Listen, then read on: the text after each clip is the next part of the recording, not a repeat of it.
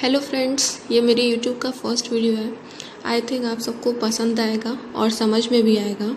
तो आज हम लोग को पढ़ना है क्लास 12th की बुक फ्लामिंगो का फर्स्ट चैप्टर, जो कि है द लास्ट लेसन। तो चलिए स्टार्ट करते हैं। I started for school very let that morning and was in a great dread of scolding. यहाँ नरेटर कहना चाहता है कि उस सुबह मैं स्कूल के लिए देर से चला और मुझे डांटे जाने का डर था। ड्रेड ऑफ स्कॉल्डिंग का मतलब होता है डांटे जाने का डर, specially because M Hamel had said that he would question us on participle. Specially वो क्यों डर रहा था? क्योंकि उस दिन जो उसके टीचर थे एम हेमल, वो उससे पार्टिसिपल्स के ऊपर क्वेश्चन पूछने वाले थे। And I did not know the first word about them. और जो नरेटर रहता है उसको उसका फर्स्ट वर्ड भी नहीं पता रहता है, वो उसके बारे में कुछ भी पढ़ा नहीं रहता है। फॉर अ मोमेंट, कुछ क्षण के लिए, I thought of running away and spending the day out of doors. I thought, यहाँ पर नरेटर क्या सोचता है कि मैं यहाँ से कहीं बाहर भाग जाऊँ और पूरा दिन कहीं बाहर बिताऊँ।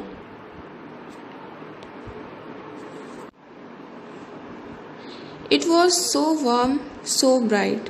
और दिन कैसा रहता है? बहुत गर्मी रहती है और बहुत धूप रहती है। The birds were chirping at the edges of woods. Woods के किनारे, जंगल के किनारे जो पक्षी रहते हैं वो चहचहा रहे होते हैं। And in the open field back of saw mill the Prussian soldiers were drilling. और आराम शीन के पीछे खुले स्थान पर प्रशिया के जो सैनिक रहते हैं वो अभ्यास कर रहे होते हैं। यह सब पार्टिसिपल्स के नियमों की अपेक्षा, जो ये सब कुछ वहाँ होता रहता है, उस टाइम नरेटर अपने मन में सोचता है कि यह सब पार्टिसिपल्स के जो नियम होते हैं उन सब की अपेक्षा कहीं अधिक अच्छा लग रहा था। परंतु मेरे अंदर अपने आप को रोकने की शक्ति थी। नरेटर के मन में क्या चल रहा रहता है उस टाइम कि but I had the strength to resist. मतलब कि उसके पास अपने आप को रोकने की शक्ति थी। And hurried off to school, और वो अपनी स्कूल की तरफ जल्दी जल्दी भागता है। When I passed the town hall, वो जाते वक्त रास्ते में एक टाउन हॉल पड़ता है, वहाँ पे there was a crowd in front of bulletin board. एक बुलेटिन बोर्ड उस शहर में लगा हुआ रहता है, वहाँ पर बहुत भीड़ रहती है। For the last 2 years all our bad news had come from there. अगर कोई भी बैड न्यूज़, कोई भी ख़राब अगर कोई खबर रहती है तो वो उस बोर्ड के ऊपर लिखी हुई रहती है। द लॉस्ट बैटल्स, अगर कोई युद्ध हार जाता है। The draft, the orders of commanding officer, जो ड्राफ्ट रहता है या फिर जो कमांडिंग ऑफिसर, जो वहाँ के ऑफिसर रहते हैं, वो कुछ उनका कुछ नोटिस रहता है तो वो उस बोर्ड पर लिखा हुआ रहता है। And I thought to myself without stopping what can be the matter now. और इतनी भीड़ देखने के बाद नरेटर अपने मन में सोचता है कि आखिर क्या मैटर हो सकता है, किस वजह से यहाँ पर इतनी भीड़ लगी हुई है। आगे बढ़ते हैं।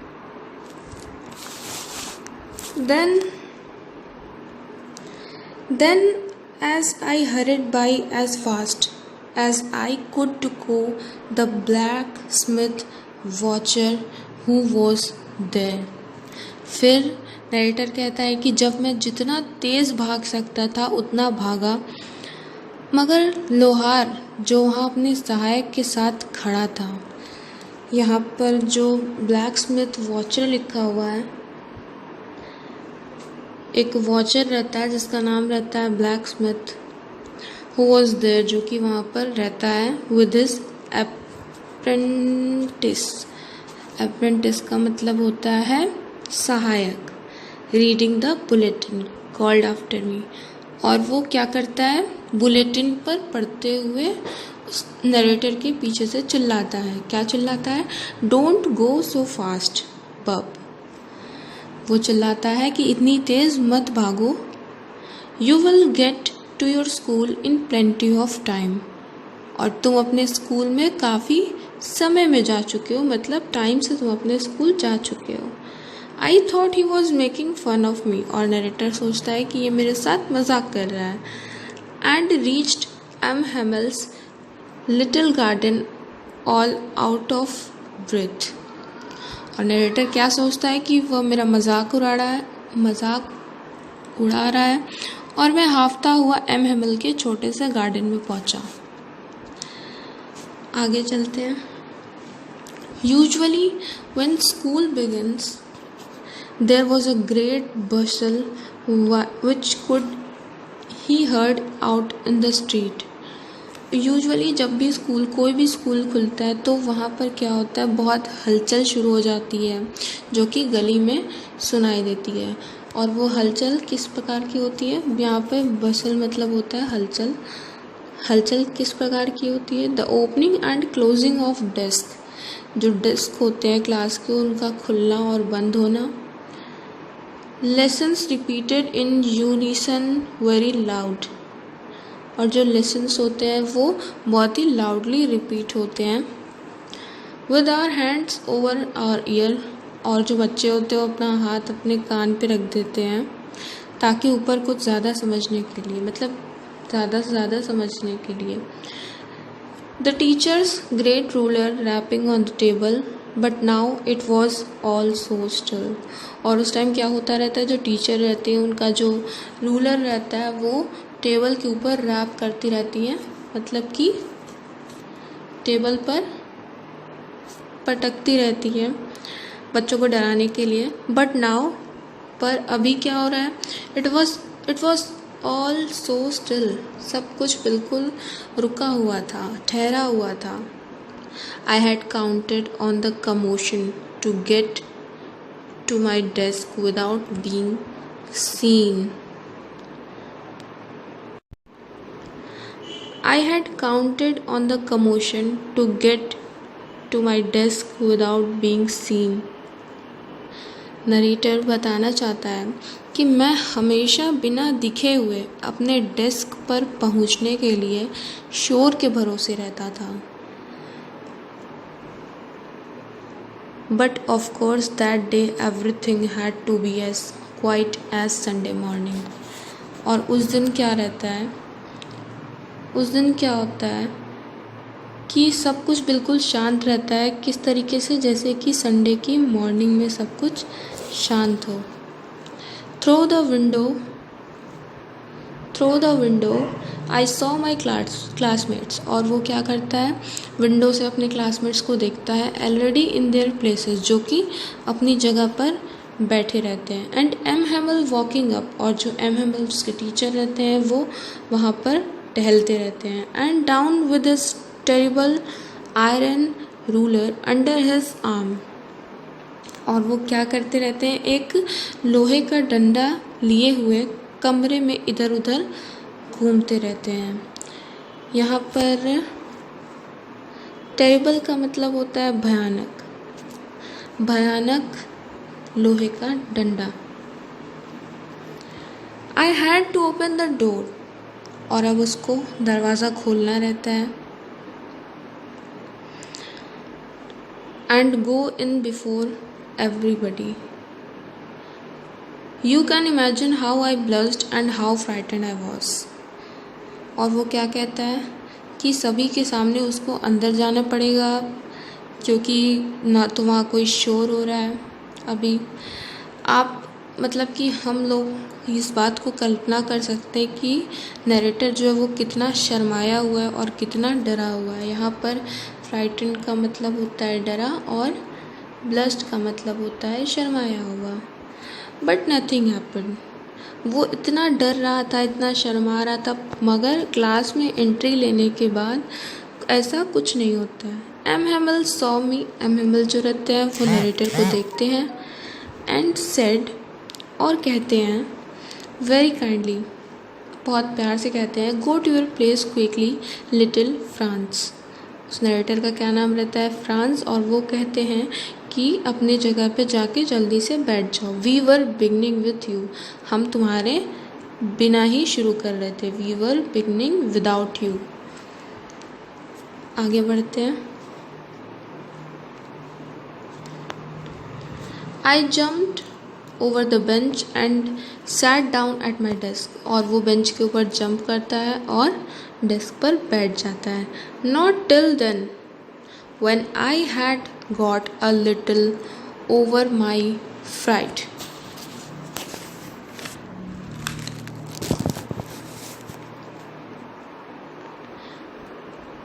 और अब जो नरेटर रहता है उसका डर थोड़ा कम हो चुका रहता है कि उसने अध्यापक जो उसके टीचर रहते हैं, not till then did I see that our teacher had on his beautiful green coat. और वो क्या देखता है कि उसके जो टीचर रहते हैं, जो एम हिमल रहते हैं, वो एक सुंदर सा ग्रीन कोट पहने रहते हैं। his frilled shirt and the little black silk cap. और वो क्या पहने रहते हैं, काली मखमली टोपी पहने हुए रहते हैं। और सभी चीज़ें कैसी रहती हैं, कढ़ाई वाली होती है। एम्ब्रॉयडर्ड का मतलब आप सब लोग जानते ही होंगे, कढ़ाई होता है। That he never wore except on inspection and prize day. और जो एम रहते हैं वो इस तरह का कपड़ा ना ही किसी इंस्पेक्शन पे पहनते हैं और ना ही किसी प्राइज डे पे पहनते हैं। इंस्पेक्शन का मतलब होता है निरीक्षण। बिसाइड द होल स्कूल, इसके अलावा जो पूरा स्कूल था, seemed so strange, बहुत अजीब दिख रहा था।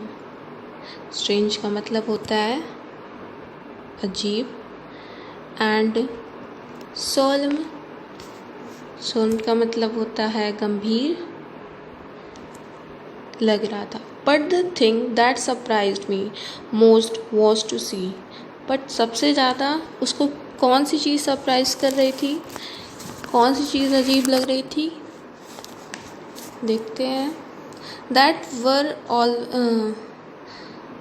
Most was to see on the back benches that were always empty. जो बैक बेंचेस थी उसके क्लास की, जो हमेशा खाली रहती थी।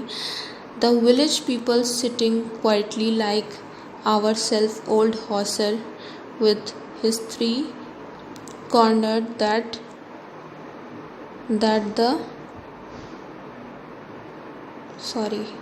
with his three-cornered hat, that former mayor, the former postmaster and several other besides.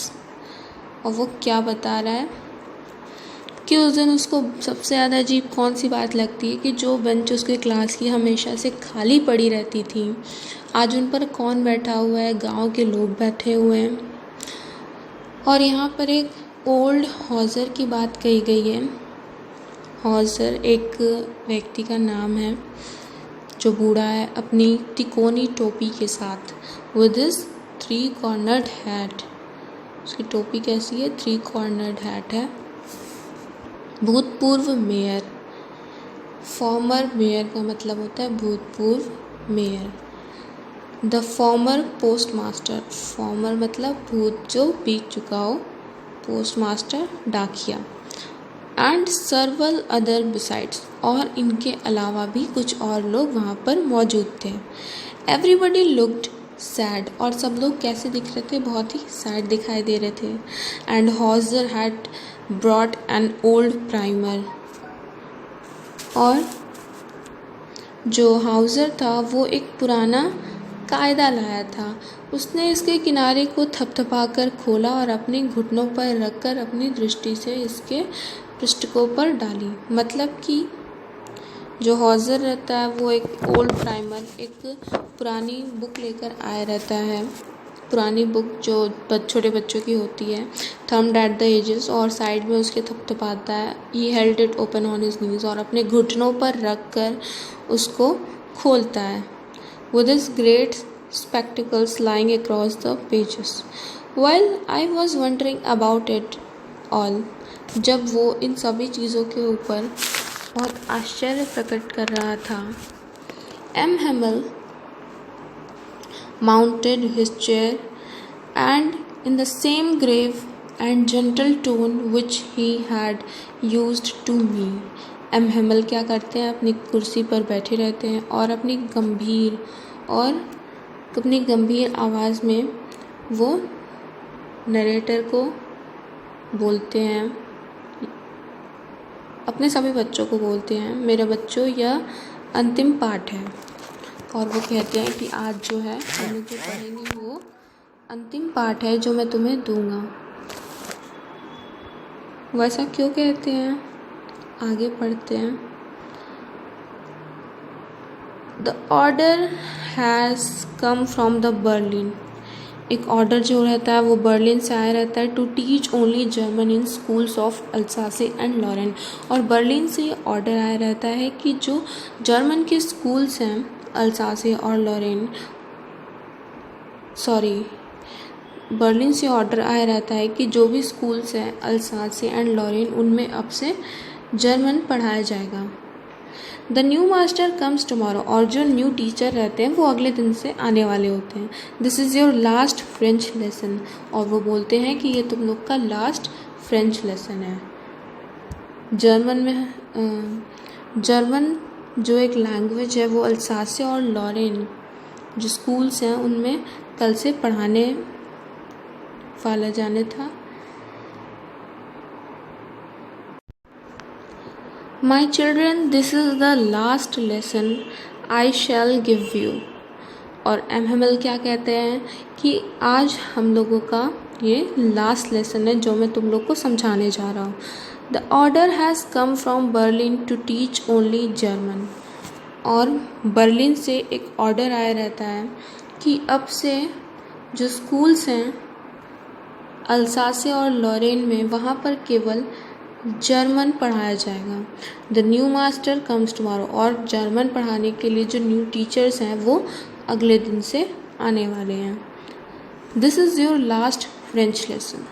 और ये क्या रहता है, इन लोग का लास्ट फ्रेंच लेसन होता है जो कि एम हेमल पढ़ाने वाले होते हैं। I want to be very attentive. और वो क्या कहते हैं कि तुम लोग बिल्कुल सावधान हो जाओ। अटेंटिव का मतलब होता है सावधान होना। What a thunderclap these words were to me. और यहाँ पर नरेटर क्या कहता है कि जो शब्द अभी एम हेमल ने बोले हैं वो मेरे लिए कितने बिजली की तरह कड़कने वाले थे। ओह the wretches that was what they had put up at the town hall। ओह वो दुखी लोग, यह था जो उन्होंने टाउन हॉल के सामने लिखा था। वो सोचता है कि जब वो स्कूल से स्कूल के लिए आ रहा था तो रास्ते में जब बुलेटिन बोर्ड के पास उसने भीड़ देखी थी तो वो भीड़ आखिर क्यों थी। यहाँ पर रिचेस का मतलब होता है दुखी लोग। That was what they had put up at the town hall। My last French lesson। Why I hardly knew how to write। इसका मतलब है कि ये मेरा अंतिम फ्रेंच पाठ है। जो एम हेमल रहते हैं वो कहते हैं कि ये मेरा लास्ट फ्रेंच लेसन है। My last French lesson। Why I hardly knew how to write। I should never learn any more। I must stop there then। Oh, how sorry I was for not learning my lessons। यहाँ पर जो narrator है वो कहता है कि आज उसके फ्रेंच लेसन्स का लास्ट डे है और आई मस्ट स्टॉप देयर, और उसको उसी समय रुक जाना चाहिए था जिस समय वो नेचर के मज़े ले रहा था।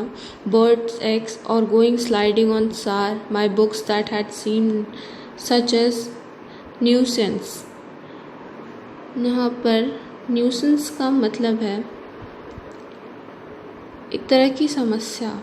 पहले जब वो नहीं पढ़ता था तो जो उसकी बुक्स थी, जितनी भी सब्जेक्ट्स की बुक्स थी, वो उसको बहुत भारी लगती थी,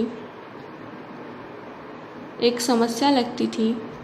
जैसे कि उसकी ग्रामर की बुक हुई, हिस्ट्री की बुक हुई, और अब जो उसके ओल्ड फ्रेंड्स थे वो उन्हें भी नहीं छोड़ सकता था, एंड एम हेमल टू, और वो एम हेमल को भी नहीं छोड़ सकता था. The idea that he was going away, that I should never see him again. वो सोच रहा था कि अगर जो मेरे मन में उस समय आइडिया आ रहा था कि मैं आज का क्लास छोड़ दूँ और चला जाऊँ पूरे दिन के लिए कहीं बाहर, तो वो आइडिया बिल्कुल भी गलत था. अगर मैंने ऐसा किया होता तो आज मैं इन लोगों को, आज के बाद मैं इन्हें दोबारा नहीं देख पाता. Made me forget all about his ruler and how cranky he was. और वो एम हेमल के बारे में सोचता है. Poor man, it was in honor of this last lesson that he had put on his fine Sunday clothes, and now I understood.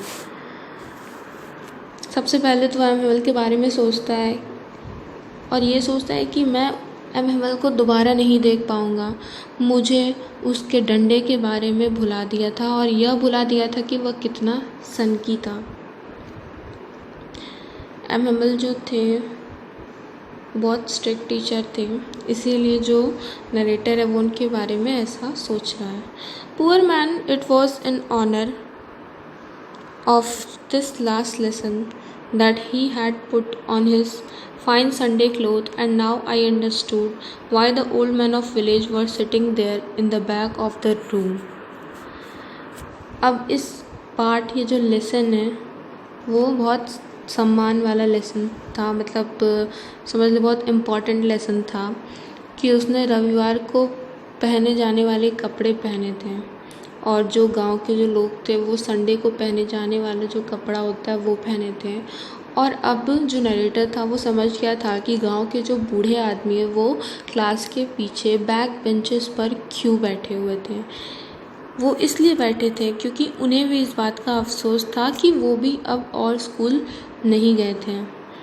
यह उनका हमारे अध्यापक को उसकी 40 साल की सेवा के लिए धन्यवाद कहने का तरीका था और उस देश के प्रति सम्मान दिखाने का तरीका था जो अब उनका नहीं रहा था. While I was thinking of all this, जब नरेटर इन सब के बारे में सोच रहा था, I heard my name, और वो क्या सुनता है, अपना नाम सुनता है. I heard my name called, और उसका नाम कोई बुलाता है. It was my turn to recite, और अब नरेटर की बारी थी. अब उस क्लास में नरेटर की बारी थी पार्टिसिपल सुनाने की. What would I not have given to be able to say that dreadful rule for the participle all through very loud and clear. और वो कहता है कि पार्टिसिपल के जो रूल्स थे, जो नियम थे, उसको ज़ोर से और स्पष्ट बिना गलती किए हुए बोल पाने के लिए नरेटर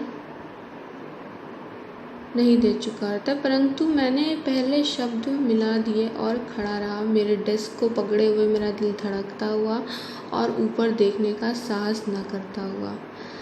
जो नरेटर रहता है वो बहुत डरा हुआ रहता है. वो अपने डेस्क को पकड़ के खड़ा हो जाता है और बहुत उस समय उसका जो दिल रहता है वो बहुत धड़कता रहता है. I heard M. Hamel say to me, I won't scold you, little Franz. जो नरेटर रहता है उसका नाम फ्रांस रहता है, उसके पहले भी मैंने बताया था.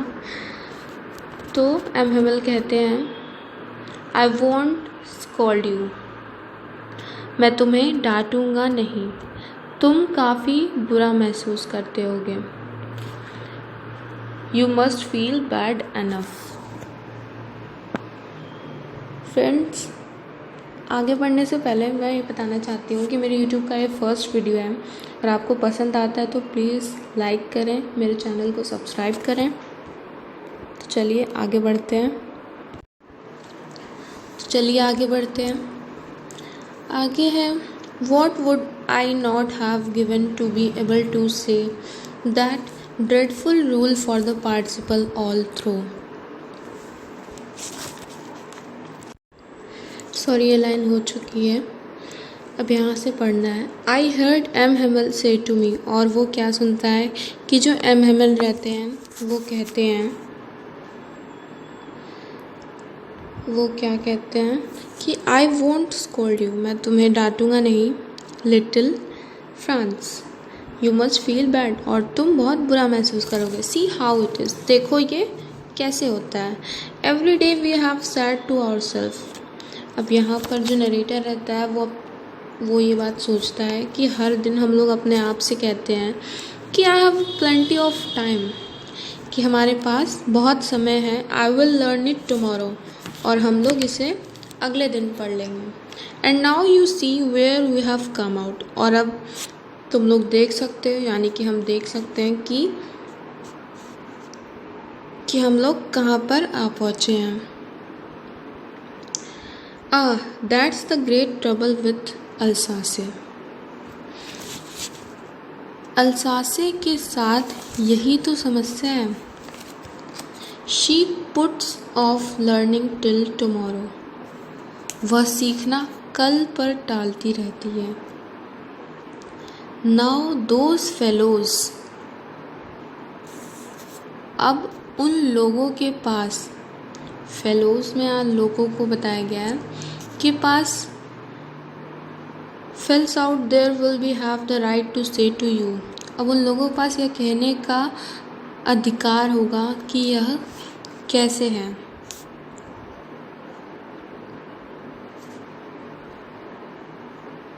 How is it you pretended to be your Frenchman, यहाँ पर उन लोग, यानी कि यहाँ पर जो जर्मन लोग हैं उनकी बात की जा रही है कि कल जब वे लोग आएंगे पढ़ाने तो वो लोग ऐसा कहेंगे कि तुम लोग अपने आप को कैसे फ्रेंचमैन बताते हो जब तुम्हें फ्रेंच ही नहीं आती है, न तुम्हें लिखने आता है, ना इधर स्पीक, ना ही तुम्हें बोलने आता है, नॉर राइट, ना ही तुम्हें लिखने आता है, ऑन योर ओन लैंग्वेज, तुम्हें अपनी खुद की लैंग्वेज को ना बोलने आता है ना लिखने आता है, but you are not the worst, poor little France.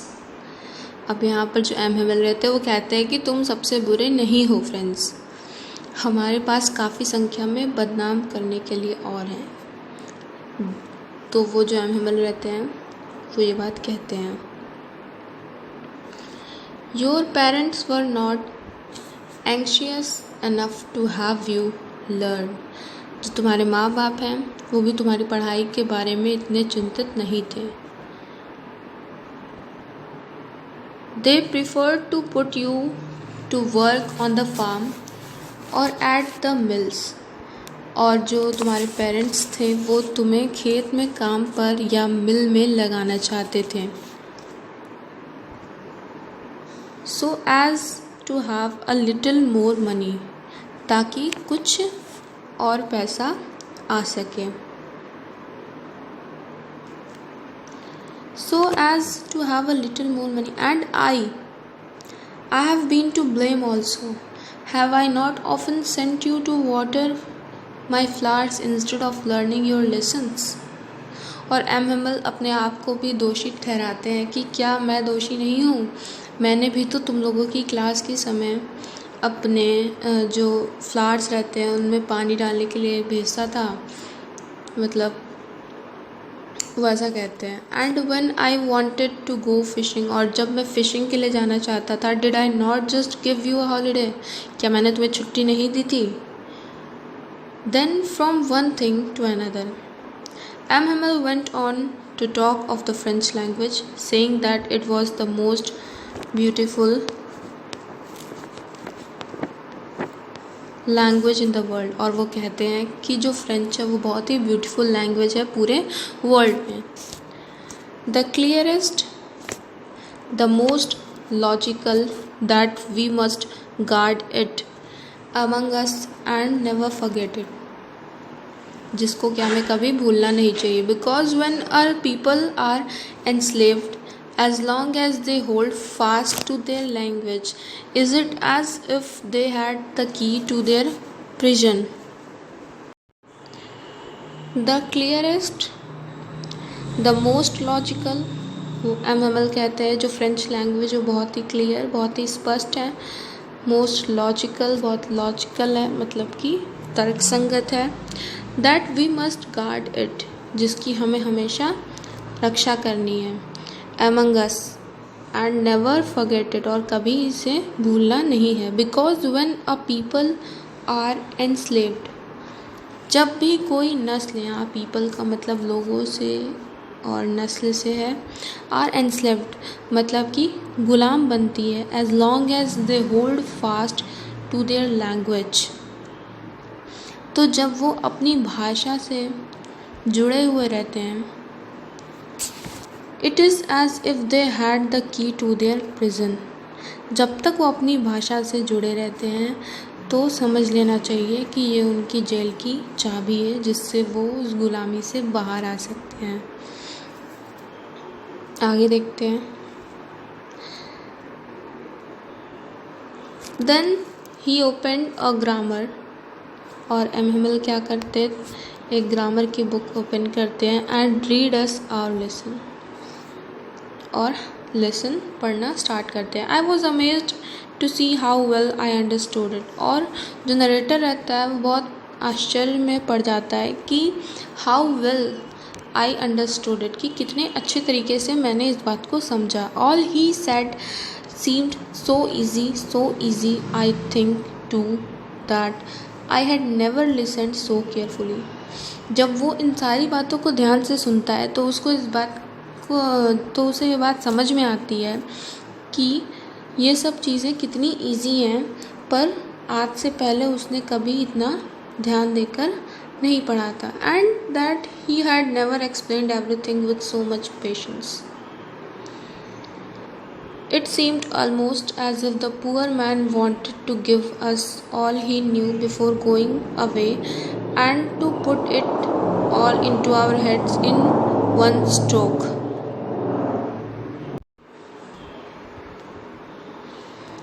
तो यहाँ पर जो नरेटर रहता है वो सोचता है कि आज से पहले उसने कभी भी इतना ध्यान से सब कुछ नहीं पढ़ा था। That he had never explained everything with so much patience, और वो एम को भी कहता है कि उन्होंने भी आज तक कभी इतने पेशेंस से, इतनी शांति से कोई भी चीज़ नहीं समझाया था। It seemed almost as if the poor man wanted to give us all he knew before going away, और वो क्या देखता है कि उसे ऐसा लग रहा होता है कि जो ये एम है वो जितना कुछ भी जानते हैं, आज वो जाने से पहले हमें सब कुछ पढ़ा देंगे। And to put it all into our heads at one stroke, और वो एक ही बार में सारी चीज़ों को हमारे दिमाग में डालना चाहते थे। आफ्टर द ग्रामर के बाद we had a lesson in writing, अब जो उसका लेसन था वो राइटिंग का लेसन था। That day M had new copies for us, और उस दिन एम जो थे वो स्टूडेंट्स के लिए न्यू कॉपीज़ लाए रहते हैं, written in a beautiful round hand, जिसमें कि बहुत ही खूबसूरत तरीके से लिखा रहता है France Alsace, France Alsace. They looked like little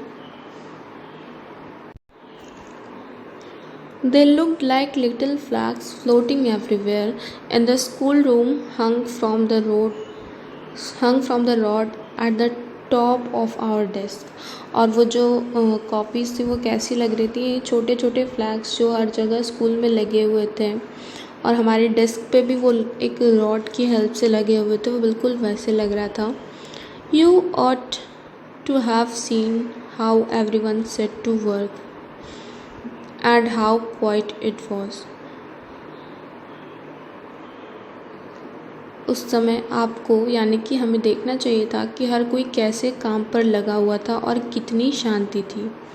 एक मात्र आवाज़, the only sound was the scratching of pen.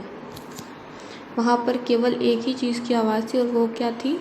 Scratching of pens, कागज़ पर पेन चलने की आवाज़ थी, over the paper. Once some beetles flew in, और तब क्या होता है, कुछ कीड़े वहाँ पर उड़कर अंदर आ जाते हैं। But nobody paid any attention to them, और कोई भी उनके ऊपर ध्यान नहीं देता है. Not even the littlest one who worked right on tracing their fish hooks as if that was French too. इसका मतलब ये है कि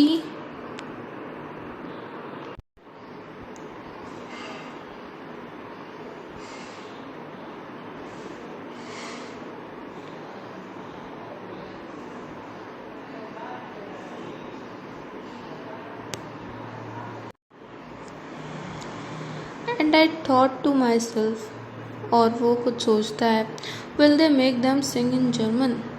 Sorry. On the roof the pigeon cooed very low. जो छत रहती है उस क्लास की, उसके ऊपर जो पिजन्स रहते हैं वो बहुत ही धीरे आवाज़ में चहचहाते रहते हैं. तो जो नरेटर रहता है वो ये सोचता है कि क्या will they make them sing in German? क्या वे लोग इसको जर्मन में गाना भी सिखाएंगे? Whenever I looked up from my writing, I saw M. Hamel sitting motionless in his chair. और जब वो लिख रहा रहता है उसी वक्त वो M. Hamel को देखता है, वो मोशनलेस अपनी चेयर पे बैठे रहते हैं, मतलब कि वो अपनी चेयर पे बैठे रहते हैं और बिल्कुल भी हिलते डुलते नहीं हैं. And gazing first at one thing, और वो एक के बाद एक हर चीज़ को देखने लगता है. As if he wanted to fix in his mind just how everything looked in that little school room. और वो हर चीज़ जो उसके स्कूल के रूम में रहती है वो बारी बारी सभी को देखते लगता है. Fancy for 40 years he had been there in the same place with his garden outside the window and his class in front of him. और पूरे 40 साल से वो उसी जगह पर था. खिड़की के बाहर क्या था, गार्डन था, और उसका जो क्लास था उसके ठीक सामने उसी तरह केवल डेस्क और बेंच घिसकर चिकने हो गए थे.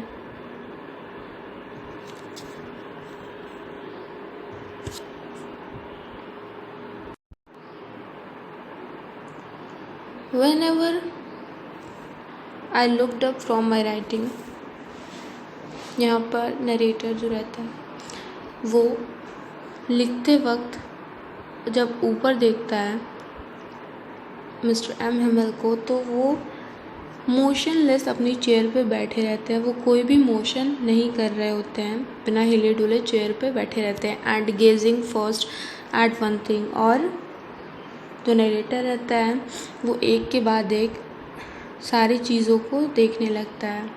As if he wanted to fix in his mind, जो वो चाहता है कि वो सारी चीज़ों को अपनी माइंड में फ़िक्स कर ले, कौन सी चीज़ कैसे दिख रही है. Everything looked in that little school room, उस क्लास में, उस छोटे से स्कूल के रूम में सब कुछ कैसा लग रहा है. फैंसी फॉर 40 years, 40 साल से जो वहाँ के टीचर्स थे वो सेम प्लेस पे थे विद हिज गार्डन आउटसाइड. और वहाँ पे क्या था, गार्डन जो था वो बाहर था, विंडो के बाहर गार्डन था. And his class in front of him, और जो उसका क्लास था वो ठीक उसके सामने था. Just like that only the desk and benches had been worn smooth. जो डेस्क और जो बेंचेस थी उस क्लास की वो घिस कर चिकने हो गए थे, मतलब बहुत चिकने हो गए थे. The walnut trees in the garden were taller, और जो वॉलनट की जो ट्रीज थी वो बहुत ही, वॉलनट का मतलब होता है अखरोट, जो ट्रीज थी वो बहुत ही लंबी हो गई थी. एंड होप फाइंड that he had planted himself twined about the windows to the roof.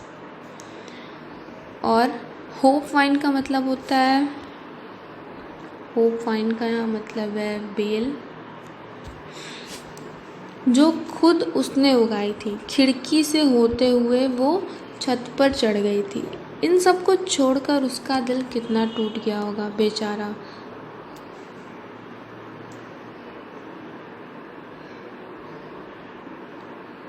यहाँ पर जो नरेटर है वो एम हेमल की बात कर रहा है कि जो एम हेमल थे उन्होंने वॉलनट ट्रीज़ जो लगाई थी अपने गार्डन में, बहुत लंबी हो गई थी। जो होप फाइन मतलब कि जो बेल था वो उन्होंने खुद उगाया था, जो कि खिड़की से होते हुए छत पे चढ़ गई थी। How it must have broken his heart, और ये सब बिल्कुल ऐसा लग रहा था कि जो एम हेमल उनका इन सबको छोड़कर उनका जो दिल था वो कितना टूट गया होगा बेचारा। यहाँ पर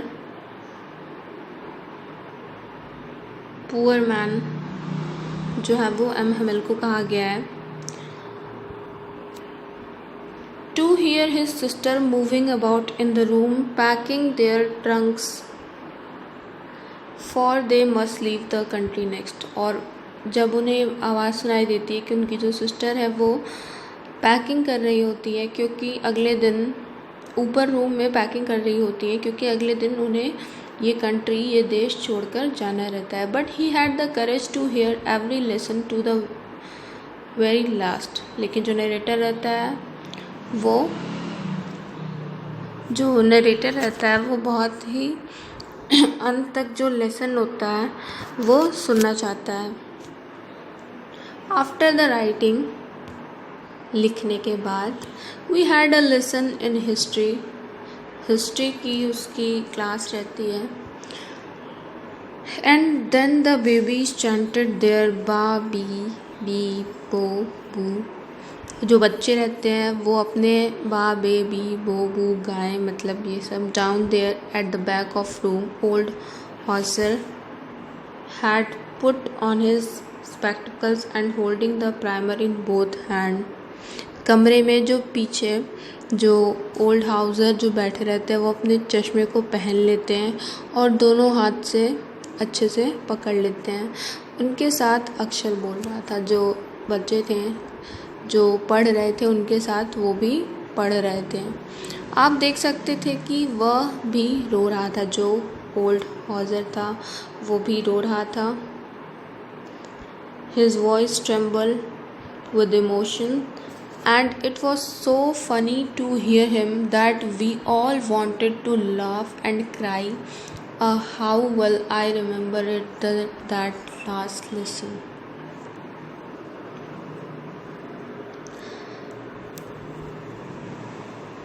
उस समय जितने भी लोग थे वो सब हंसना भी चाहते थे और रोना भी चाहते थे, क्योंकि वो जो था वो उनका लास्ट लेसन था, लास्ट सबक था, अंतिम सबक था।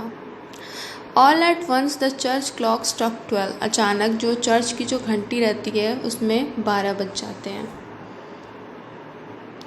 Then the Angelus at the same moment the trumpets of the Prussian returning from drill sounded under our windows. उसी समय अभ्यास से लौटती हुई प्रशियन की जो सेना रहती है वो उसका जो बिगुल रहता है वो बिल्कुल ही खिड़की के नीचे उसके बजता रहता है। ट्रम्पेट्स का मतलब होता है बिगुल का बजना। एम हेमल जो रहते हैं वो खड़े हो जाते हैं। M Hamel stood up very pale in his chair, I never saw him look so tall. और नरेटर कहता है कि मैंने कभी भी उनको इतना लंबा नहीं देखा था। My friend said he